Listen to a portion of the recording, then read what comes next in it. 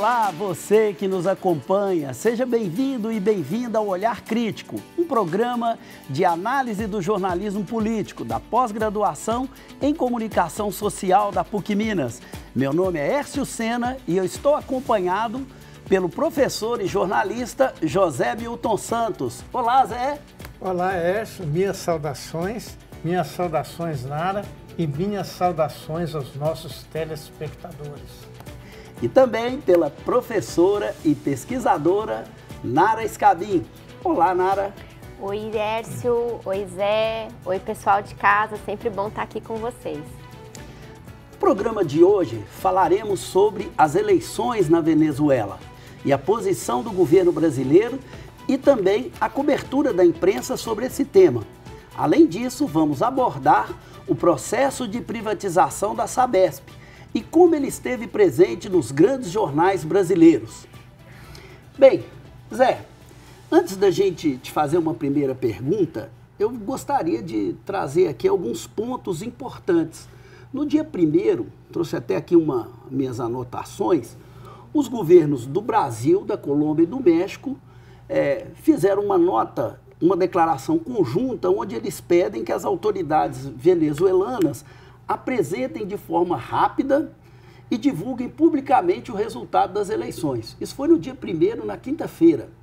No dia 3, portanto, 2 dias depois, países como Alemanha, Espanha, França, Itália, Holanda, Polônia e Portugal instaram a Venezuela praticamente a fazer a mesma coisa que o Brasil, a Colômbia e o México fizeram 2 dias antes. Ou seja, eles seguiram basicamente a mesma política internacional liderada pelo governo Lula e por esses países. Por um outro lado, a Argentina e outros países, como Peru, Uruguai, Venezuela, Costa Rica, Panamá, Estados Unidos, já reconheceram o presidente, o opositor Edmundo González Urrutia como presidente eleito na Venezuela. A Argentina deu esse passo e recuou, né? Ela acabou fazendo uma posição inicialmente conjunta com esse país, depois voltou atrás. Desde que Hugo Chávez foi eleito na Venezuela, no ano de 1998, a relação entre a Venezuela e os Estados Unidos não é boa, né? Eu queria que você começasse a conversa hoje dizendo para nós o seguinte: o que se entende por chavismo, né, dessa política do Hugo Chávez, e o que é a política bolivarianista implementada por ele e continuada pelo Nicolás Maduro? Antes de tratar da questão que você levanta, eu gostaria de fazer uma observação preliminar. Eu costumo dizer aos meus alunos que quando eu vou fazer uma análise crítica, eu considero o meu objeto como um iceberg. A ponta do iceberg é essa política miúda do dia a dia que está no primeiro plano dos acontecimentos. Uhum. Agora, o que dá sustentação e movimento ao iceberg é a sua base. Na ponta estão os conflitos, estão as tensões. Na base estão as contradições. Então, primeiro, para a gente entender aquilo que está no palco, é importante saber o que ocorre nos bastidores. Uhum. Portanto, a Venezuela tem a maior reserva de petróleo do mundo e tem grandes reservas de gás e recursos naturais. Até a eleição do Hugo Chávez, em 99, a Venezuela estava sob o manto dos Estados Unidos, uhum, com uma grande exploração das riquezas em detrimento do seu próprio povo. A proposta que Hugo Chávez fez foi de uma política nacionalista voltada para o seu povo. Primeiro, ele nacionalizou a empresa de petróleo, né? E então nós temos desde aí, né, 25 anos de chavismo, contando o tempo do Hugo Chávez e o tempo do Maduro. Uhum. Nesses 25 anos foram realizadas 31 eleições nacionais. É o país da América que teve mais eleições e consultas, plebiscitos, né, populares. E nós temos que ver o seguinte, o que os representantes dos Estados Unidos dizem? Nós temos um pronunciamento do ex-presidente Trump, que afirmou o seguinte: por que nós estamos preocupados em buscar petróleo no Oriente Médio, se nós temos aqui pertinho o petróleo da Venezuela? Só levando em conta, o petróleo da Venezuela demora 5 horas para chegar aos Estados Unidos, o do Oriente Médio 50. Uhum.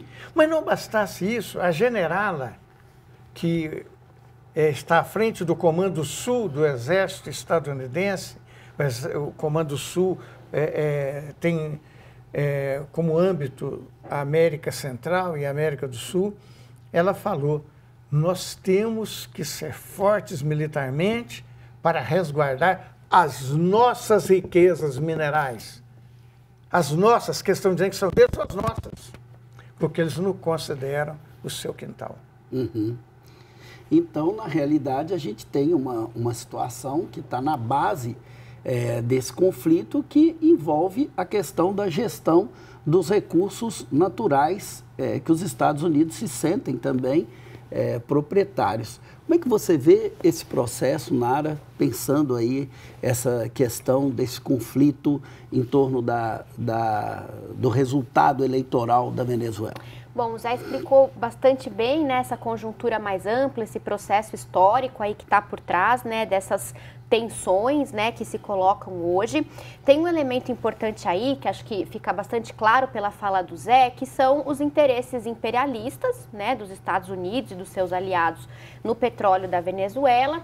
E aí uma estratégia levada a cabo pelos Estados Unidos e os seus aliados para tentar concretizar, né, esses interesses imperialistas, botar a mão no petróleo, é justamente a de desestabilizar as democracias na América Latina. Então, buscar questionar a todo momento a qualidade da democracia que a gente tem na Venezuela, como forma de apontar que é preciso que haja uma intervenção. Evidentemente, essa preocupação dos Estados Unidos com a qualidade da vida democrática nos países é muito seletiva, né? Ele não está preocupado com a democracia na Arábia Saudita da mesma maneira, por exemplo. E, por outro lado, a gente tem aí uma discussão que acho que passa, né, por esse tema, que é a problematização da própria definição de democracia que a gente tem que fazer, que está em jogo aí, né? Sob um dos critérios, né, que inclusive a ciência política usa para definir o que é uma democracia, é ter eleições, né? Uhum. E a Venezuela, nesse sentido, é mais democrática do que os Estados Unidos da América, porque teve mais eleições, né, do que os próprios Estados Unidos. Por outro lado, existe um critério um tanto problemático, né, na minha perspectiva, para definir o que é uma democracia na ciência política, né, que é a ideia de que, bom, tem que ter eleições e não pode um mesmo grupo político vencer as eleições, né, o grupo tem que perder, tem que ganhar.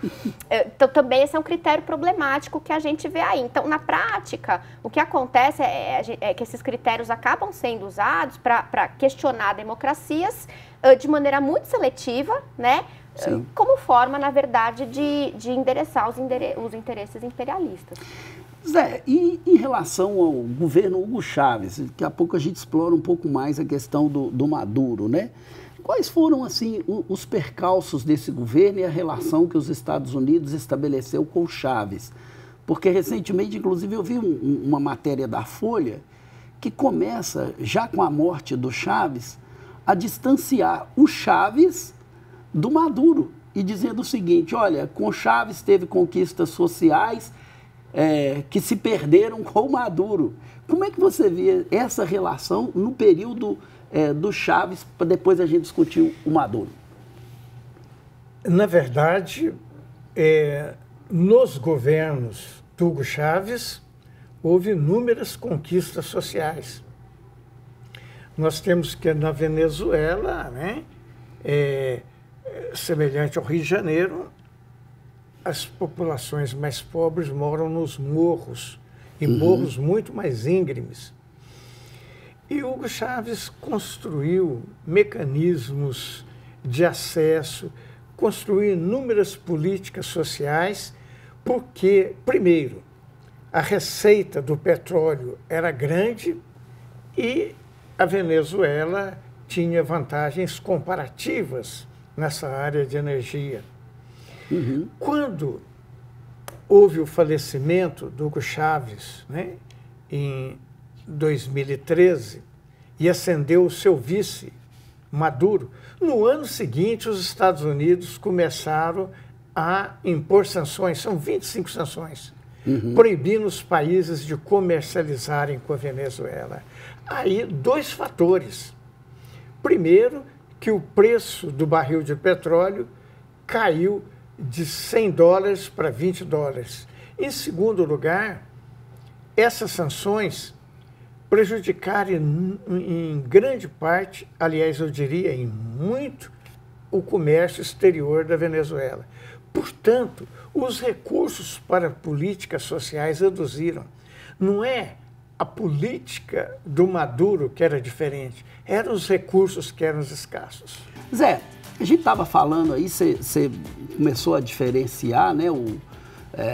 Aliás, na realidade, você não diferenciou, você mostrou que há uma continuidade. Claro que os governantes são diferentes, a Dilma não foi o mesmo governo Lula, embora façam parte do mesmo projeto político, mas você coloca aí uma coisa que é importante, né?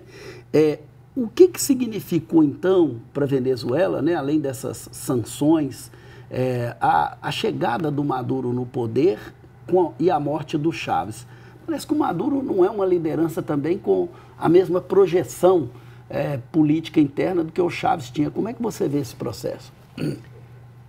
Aí são diferenças secundárias, né? O processo de implantação do bolivarianismo, o que alguns chamam de chavismo, é o mesmo.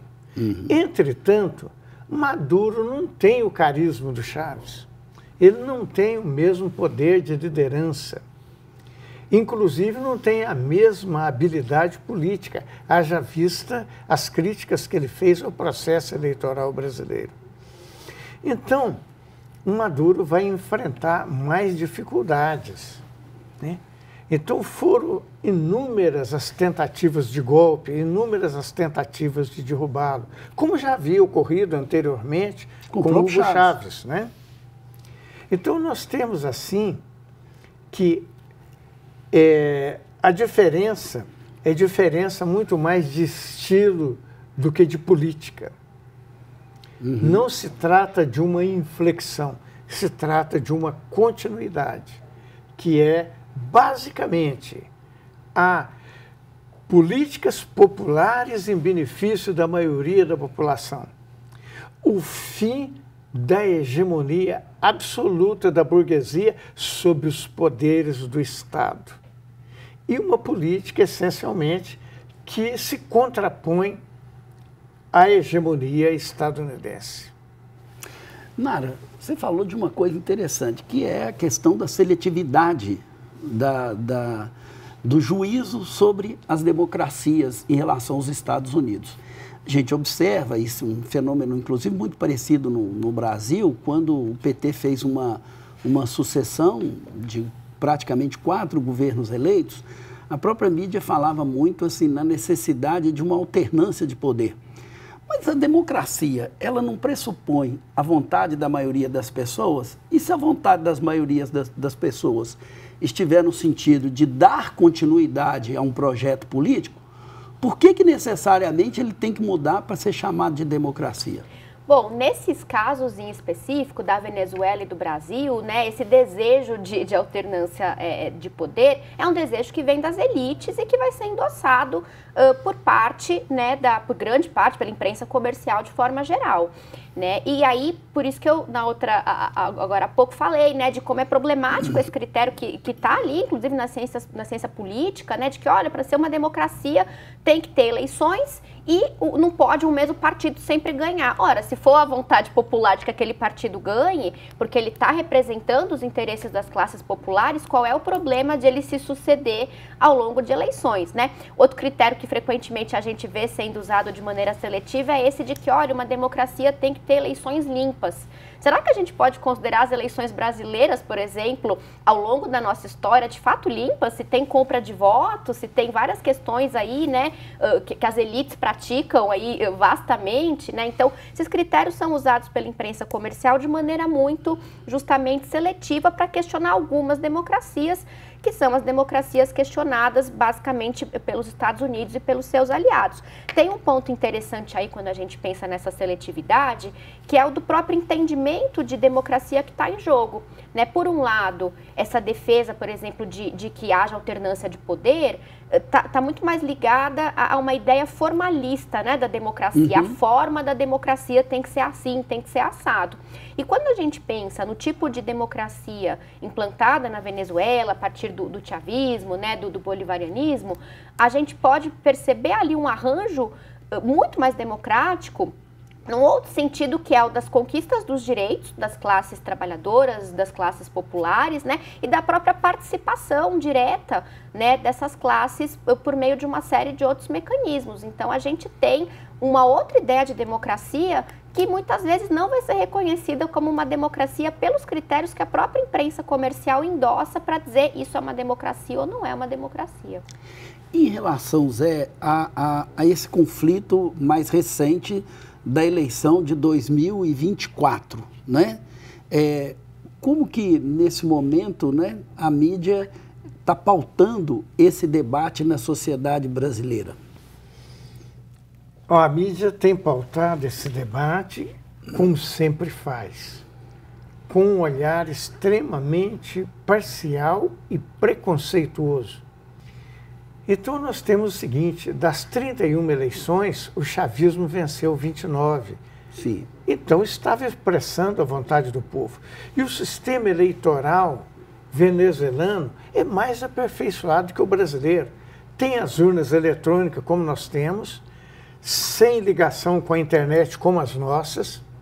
Além disso, tem o voto impresso simultâneo, logo depois do voto na urna eletrônica, o voto impresso, onde é feita a checagem, o que eles chamam de atas.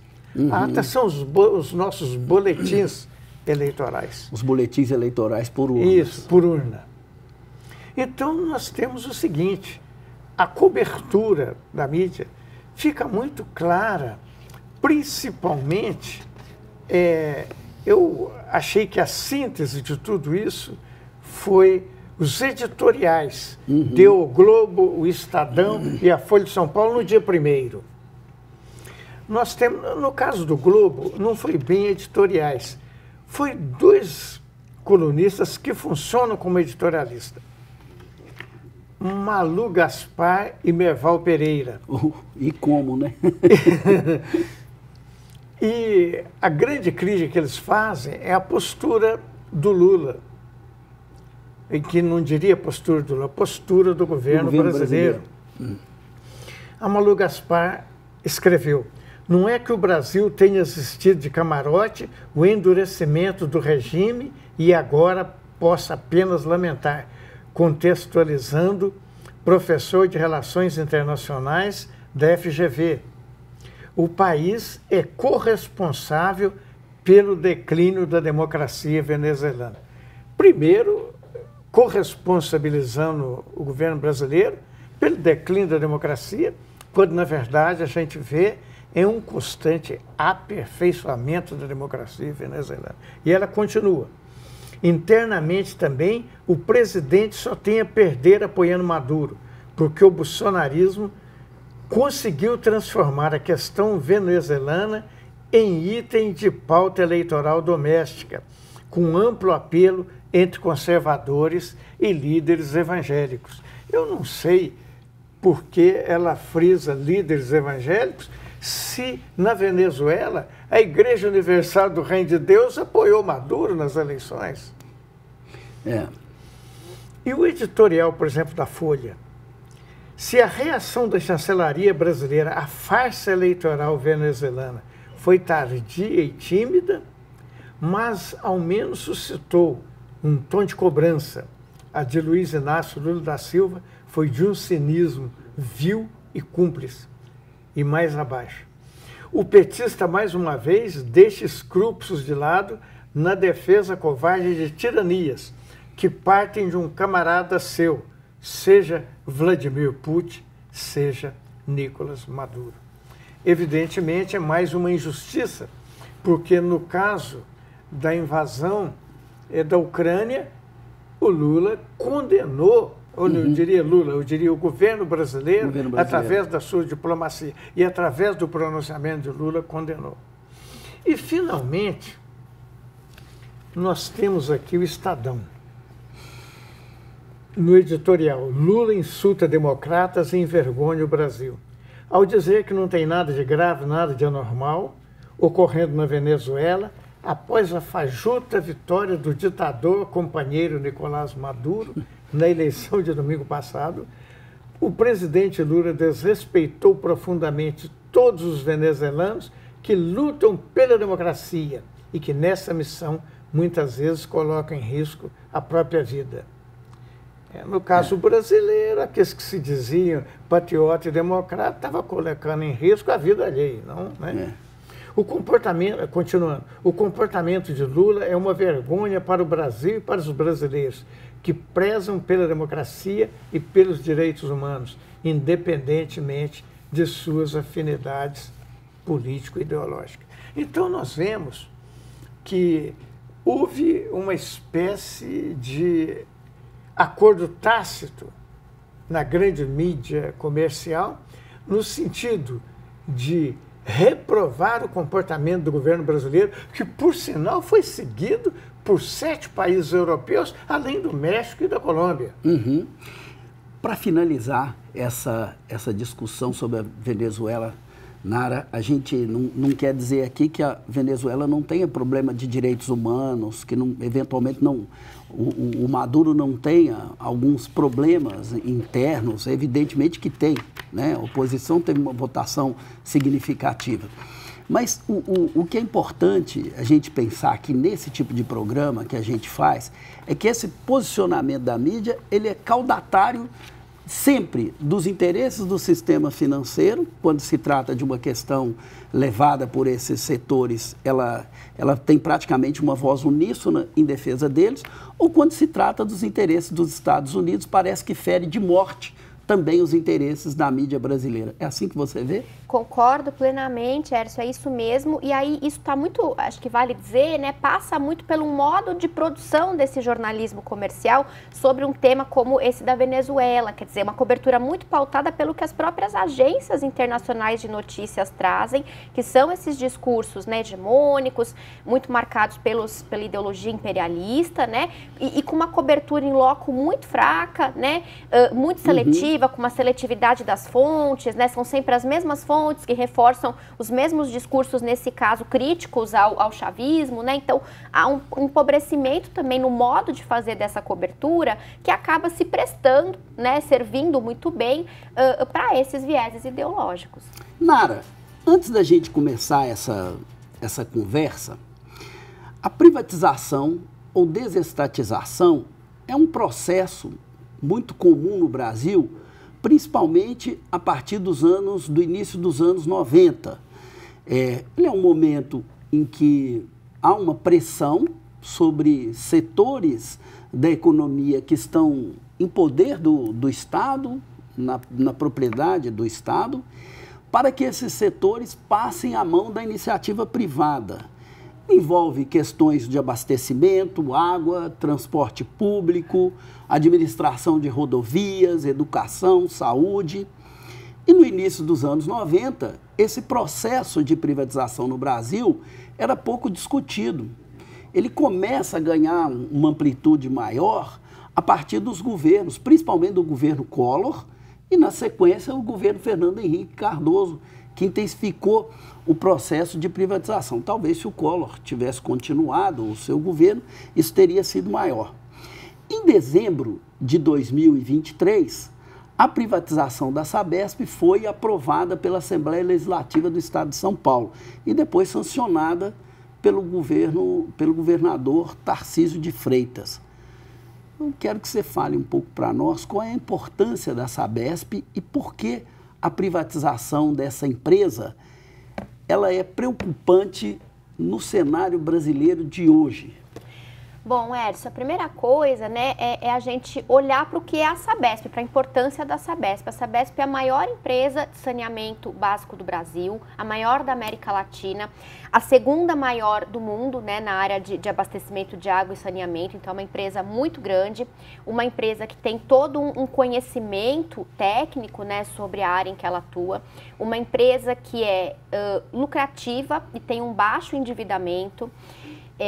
E uma empresa que, quando a gente compara, né, o serviço prestado pela Sabesp com o serviço de saneamento em outros municípios em que o saneamento é feito por empresas privadas, a Sabesp tem um preço menor de tarifa, né, nesses casos, e também uma cobertura maior. Em alguns casos, né, isso foi apontado por uma audiência pública realizada no Congresso, a diferença do preço da tarifa social entre a Sabesp, né, praticado pela Sabesp e outras empresas privadas, chega a ser de mais de 100%. Então, é um serviço que não é caro, né, para o cidadão, né, para o consumidor, tem uma boa cobertura e é uma empresa muito eficiente, inclusive do ponto de vista capitalista. Né? E mesmo assim, os argumentos favoráveis à privatização são esses argumentos neoliberais que dizem que é preciso privatizar para que a empresa tenha mais investimento, para que o serviço seja de melhor qualidade, né, para que custe menos para o cidadão, para o consumidor, né, a água, o esgoto, e muito baseado nesses argumentos na ideia de que tem que ter concorrência. Então, ó, vai ter a privatização, vai ter concorrência, o que no caso do saneamento não se aplica. Mas a concorrência seria com quem? Você vai escolher, bom, eu quero que o meu esgoto seja tratado pela empresa X, não tem como, né? Mas esses argumentos, mesmo assim, ganharam terreno, né? E por que então que esse processo é bastante preocupante, né, o processo de privatização da Sabesp? A gente tem aí um primeiro problema, né, que é tratar o fornecimento de água, o tratamento de esgoto, né, o saneamento básico como um negócio. Né? Então, a própria discussão aí da privatização da Sabesp está pautada pela ideia de que a empresa tem que gerar lucro, de que a empresa tem que ser sustentável. No caso da Sabesp, ela é. Né? Ela é. Mas esses argumentos são problemáticos porque eles ignoram, eles desconsideram que o saneamento básico, o fornecimento de água é um direito humano, é um direito básico fundamental, né? Então, a privatização, como aconteceu, a privatização da Sabesp, como aconteceu com a privatização de outras empresas do mesmo setor no Brasil, coloca em risco uma questão fundamental que é a segurança hídrica. Né? O que é a segurança hídrica? É a capacidade de uma população de maneira sustentável ter acesso à água em quantidades necessárias, suficientes para promover, né, o bem-estar humano, o desenvolvimento socioeconômico e o respeito aos ecossistemas. Então, quando a gente tem uma privatização como essa, né, em que a empresa que passa a controlar a Sabesp, nesse caso, a gente tem uma empresa que é a Equatorial e um grupo de acionistas, né, ligados ao mercado financeiro, liderados pelo Banco BTG, que é um banco de investimentos. Então, nesse caso, quando a gente tem esse... o banco que o Paulo Guedes era ligado. Isso, exatamente, né, que foi o banco... O ex-ministro. Exatamente, que foi o banco que pôde comprar as ações da Sabesp, né, quer dizer, um grupo de bancos liderados pelo BTG, que são grandes bancos de investimento, não são bancos pequenos, não são bancos desimportantes, puderam comprar essas ações, e aí vale dizer, depois a gente retoma isso, mas por um preço muito menor. Né, o governo Tarcísio permitiu que esses bancos e a empresa Equatorial, que também é controlada por um banco de investimento, que é o Opportunity do Daniel Dantas, né, vale dizer, esses bancos puderam comprar as ações da Sabesp por um preço muito menor do que o preço de mercado. Então, eles tiveram um lucro ali imediato nessa compra, um ganho financeiro muito grande. Mas, então, quando a gente tem esses atores aí, né, no fundo do mercado financeiro, controlando a Sabesp, a preocupação maior vai ser, evidentemente, o lucro e não a garantia da segurança hídrica. Esse é um problema muito grande. Na analogia que você fez, falando da ponta e do iceberg, o que é a ponta e o que é o iceberg nessa discussão da privatização da Sabesp?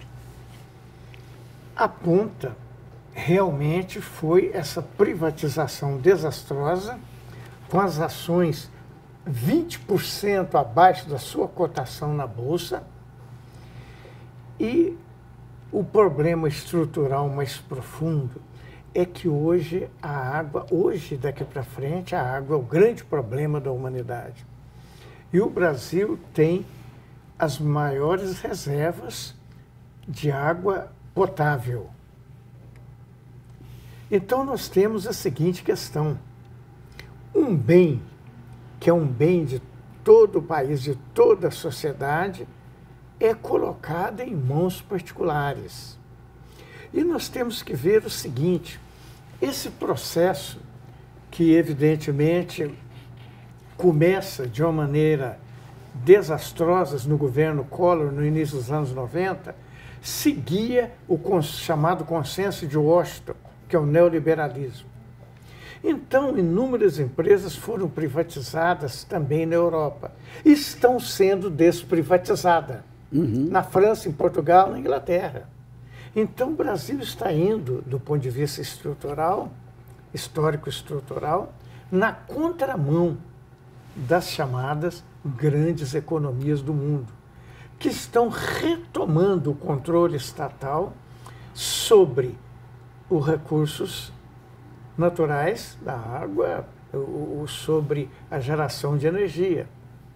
Então, nós temos aí o seguinte: é uma medida tardia, a medida do governo de São Paulo e de outros, como também do Paraná e de Minas Gerais, no sentido de acentuar uma privatização, quando já foi comprovado que essas privatizações foram as responsáveis pela maior crise que o capitalismo vive desde a Grande Depressão dos anos 30. Nara, e diante desse processo de privatização, quais são as principais controvérsias e qual é a questão problemática desse processo a partir do levantamento que você fez? Bom, a forma como o processo de privatização da Sabesp foi conduzida, né, pelo governo Tarcísio de Freitas, né, de São Paulo, é muito problemática por vários aspectos. Em primeiro lugar, né, a questão da concorrência, além de não ter a concorrência no setor do saneamento, que é um argumento que os defensores da privatização usam, a própria forma como o leilão, né, que foi vencido pela empresa Equatorial foi feito, não permitiu, não houve concorrência. Então, foi um leilão de uma empresa única, né? É meio estranho esse leilão aí. Essa empresa que venceu o leilão, que é a Equatorial, é uma empresa, primeiro, ela controla a Sabesp tendo apenas 15% das ações, e ela é uma empresa sem experiência significativa no setor, né? Ela é uma empresa que tem aí uma atuação, né, de apenas 2 anos no setor de saneamento básico no Amapá, né, atendendo um número muito menor ali de pessoas, uma área muito menor, e durante a gestão da Equatorial no Amapá, o preço da tarifa subiu muito, né? Então tem um histórico problemático aí, né? Outro problema que o Zé já apontou é o preço pelo qual foram vendidas as ações. Então, quando o governo Tarcísio, né, decide quem vai comprar essas ações, a Equatorial e esses bancos de investimentos, e eles compram essas ações por um valor 20% menor do que o preço de mercado da ação naquele momento, o Tarcísio passa, de alguma maneira, um cheque para esses bancos de investimentos, dá um dinheiro na mão desses bancos, dá um lucro imediato para eles, no momento em que o governo Tarcísio está já se lançando como futuro candidato pelo partido do Bolsonaro, o PL, à presidência da República. Então, de alguma maneira, né, ele está aí, evidentemente, comprando o apoio desses bancos de investimentos, né, que são bancos de investimento, vale dizer, muitos deles que têm uma influência muito grande na imprensa comercial, via anúncio, né, via as fontes, né, ouvidas pela imprensa, mas também porque alguns desses bancos de investimento controlam veículos de imprensa como a Exame, a Infomoney, né, sobretudo na área de cobertura econômica. Então, o Tarcísio compra a um só tempo o apoio do setor do mercado financeiro e o apoio de boa parte da imprensa comercial. Nara, e a pergunta de 1 milhão que a gente faz todo o programa, como é que foi a cobertura da mídia sobre esse processo?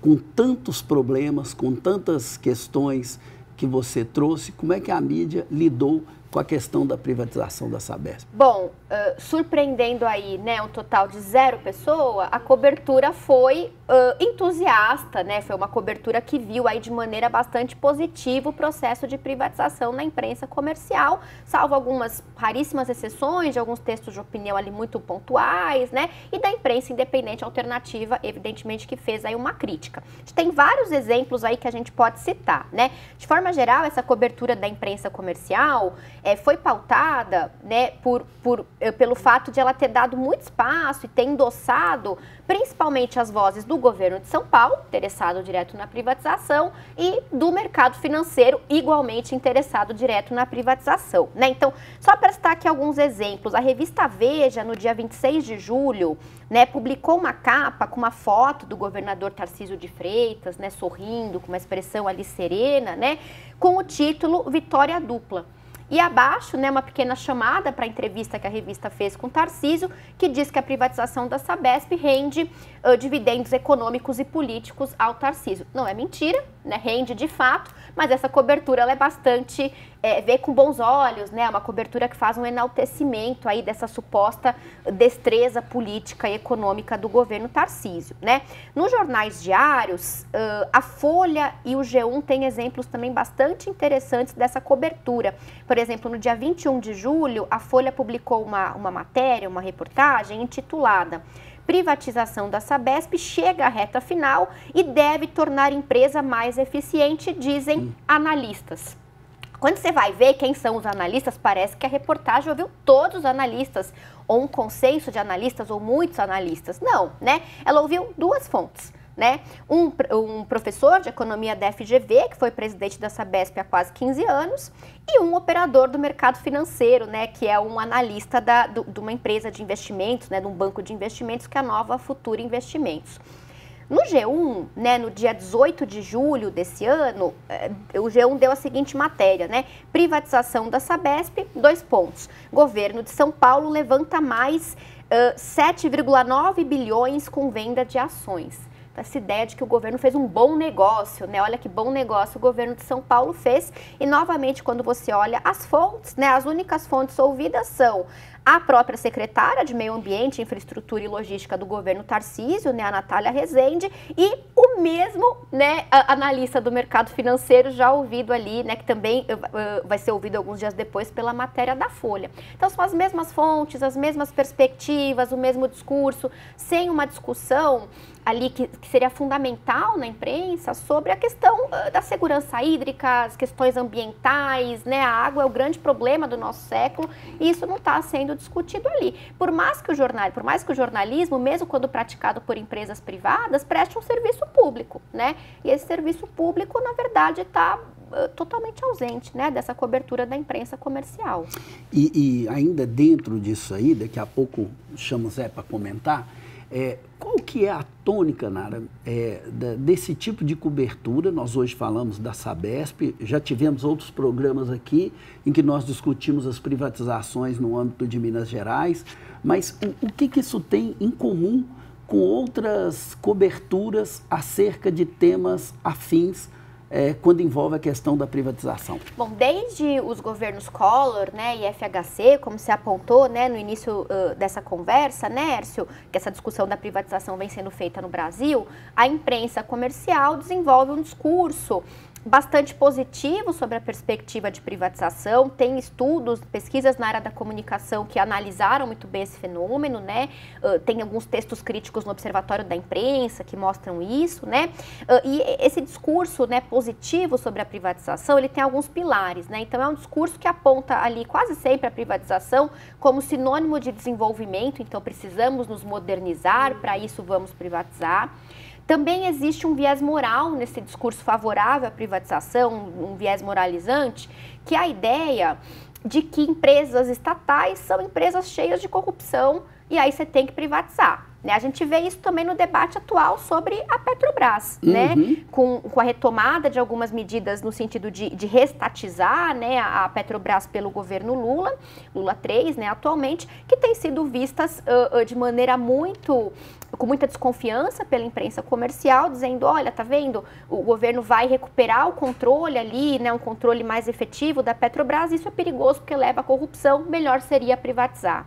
Né? Então, inclusive, há uma correlação aí de forças, né? De modo geral, muitos debates sobre privatização sucedem coberturas da imprensa sobre corrupção, né? Como que uma coisa justificando a outra.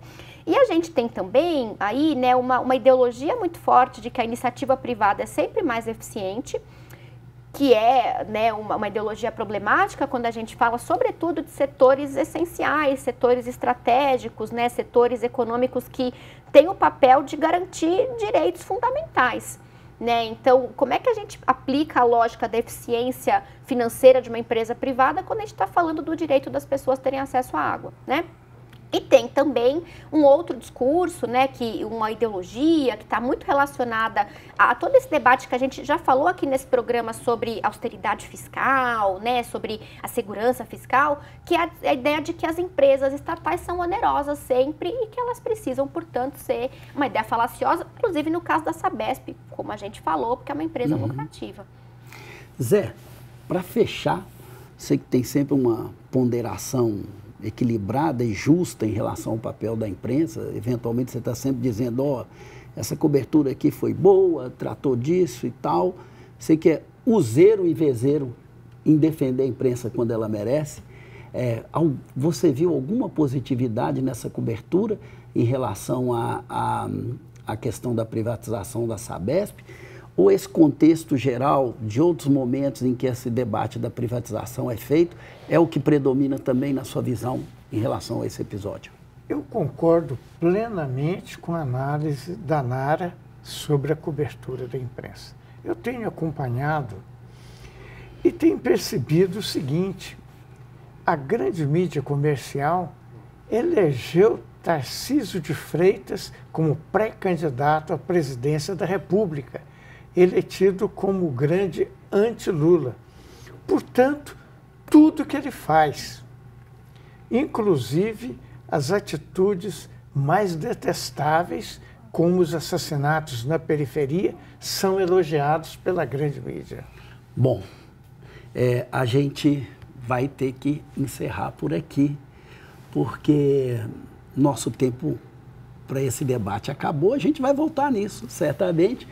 Mas agora chegou a hora do nosso momento, da nossa dica cultural.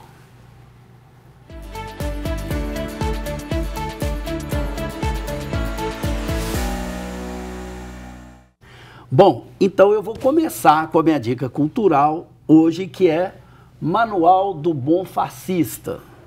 Gente, quero dizer que o título é irônico, tá? Então, o escritor é o Rui Zinck, né, da editora Porto, um escritor português. Trata-se de um compêndio sobre a ascensão do fascismo, dividido em 100 lições acessíveis para aprendizes de todos os níveis. Ele vai chamar a atenção, né, da grande importância do neofascismo no mundo de hoje, mostrando como, às vezes, em pequenas atitudes, nós damos a contribuição para que esse discurso de ódio ele prolifere na nossa sociedade. Embora estejamos falando de uma realidade portuguesa, eu comprei esse livro recentemente, né, numa viagem que eu fiz, ele está falando de realidades que a gente também consegue identificar no nosso país. Então, eu gostei muito, acho que há uma similaridade do texto com situações que nós também podemos observar no cotidiano brasileiro. Então, fica aí a minha dica, né? Ele já está na 3ª edição, esse livro foi lançado em 2019, portanto, ele tem tido bastante interesse aí no contexto português e, quem sabe, também no contexto brasileiro, né? Nara, o que você tem para hoje? Olha, a minha dica, Erso, vai até conversar, né, com a sua dica, porque é o livro Escombro, né, um diário da máquina do ódio, que é um livro que fala sobre o que foi o governo Bolsonaro no Brasil. Ele é um livro, uma coletânea, né, de artigos, a organização é do pesquisador, né, jornalista Rafael Burgos. Acabou de ser publicado agora esse ano pela editora Kotler, né? E esse livro, então, ele reúne artigos que foram publicados, né, ali durante o governo Bolsonaro, então textos publicados a quente entre 2019 e 2022, numa coluna do UOL, que era uma coluna chamada Entendendo Bolsonaro, né? Que era uma coluna que reunia reflexões de pesquisadores, cientistas sociais, né? Que faziam ali um balanço do que era o governo Bolsonaro. Então, tem textos muito interessantes, textos muito pertinentes de pesquisadores, né? Pesquisadores da área da comunicação, inclusive, e é um livro também interessante porque ele é, de alguma forma, um documento histórico, né? Ali de um espaço de reflexão sobre o governo Bolsonaro na imprensa brasileira. Então, recomendo muito essa obra.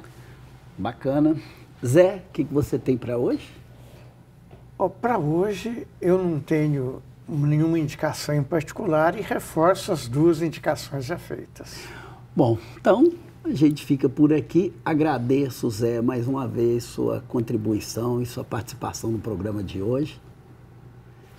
Eu agradeço também a você e a Nara, companheiros de bancada, e a todos os nossos telespectadores. Obrigado, Nara, mais uma vez pela sua presença aqui. Obrigadão, Hércio, muito obrigada, Zé, né, por dividirem aqui essas reflexões. Obrigada também a quem nos acompanha de casa. E assim terminamos o nosso programa e lembramos a você que ele está disponível no YouTube e nas plataformas Spotify e Deezer. Nos acompanhe por lá também. Um grande abraço e até a próxima semana.